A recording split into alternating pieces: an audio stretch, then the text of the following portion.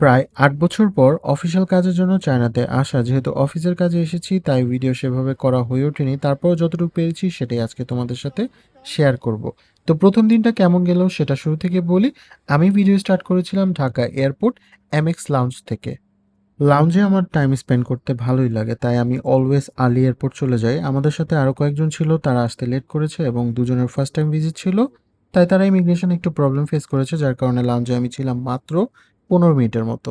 এখানে খাবারের অপশন যদিও লিমিটেড ছিল, তারপরেও বেশ ভালোই ছিল। এখানে ছিল pumpkin soup, beef kala bhuna, grill chicken with mushroom sauce, sweet and sour fish, steam rice আর হচ্ছে সাদা পোলাও।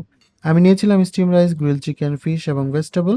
খাবার বেশ ভালোই ছিল এবং এখানে ফুড প্রোভাইড করছে ইন্টারকন্টিনেন্টাল। এছাড়া ছিল ফ্রুটস, ডেজার্ট আর বিভিন্ন ধরনের ড্রিঙ্কস, যেগুলো আসলে সময় স্বল্পতার কারণে আমি খেতে পারিনি। এরপর তাড়াহুড়ো করে ফ্লাইটে উঠে পড়লাম। ইউএস বাংলাতে একটা জিনিস বোরিং, ওদের ফ্লাইটে এন্টারটেনমেন্টের কোনো ব্যবস্থা নেই। ঠিক ১ ঘন্টা ৩০ মিনিট পর ওরা ফুড সার্ভ করা শুরু করলো। খাবারই ছিল ৩ ধরনের অপশন, লাইক বিফ, চিকেন আর হচ্ছে প্রন। আমি নিলাম চিকেন কারি, সাদা পোলাও আর ছিল ভেজিটেবল। খাবার ফ্রেশ এবং ভালোই ছিল। খাবার শেষ করে ছোট করে ন্যাপ নিলাম, তারপর দেখি গুয়াংজো ল্যান্ড করতেছি। ফ্লাইট থেকে নেমে ইমিগ্রেশনের দিকে যাচ্ছিলাম, গিয়ে দেখি অনেক বড় কিউ। তারপর ইমিগ্রেশন শেষ করে ব্যাগেজ কালেক্ট করে বের হয়ে দেখি সকাল হয়ে গেছে। তারপর দিদি অ্যাপস থেকে কার বুক করে রওনা হলাম হোটেলের দিকে।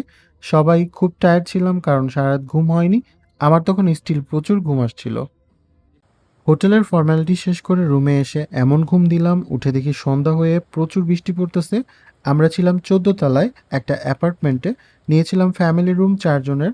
পার নাইট আসছিল ১৬০ RMB। রুমটা ওইভাবে দেখাতে পারলাম না কারণ রুমে তখন সবাই ছিল।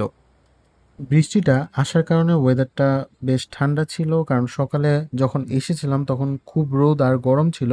যাই হোক, আমাদের অ্যাপার্টমেন্ট ছিল বেইজিং রোডে এবং অ্যাপার্টমেন্টের নিচে নেমে দেখি পাশেই মল। তো আমরা মলের দিকে যাচ্ছিলাম এবং রাস্তায় হাঁটাহাঁটি করতে বেশ ভালো লাগছিল। তো মলে ঢুকেই দেখি একটি রোবট সবাইকে এন্টারটেইন করতেছে।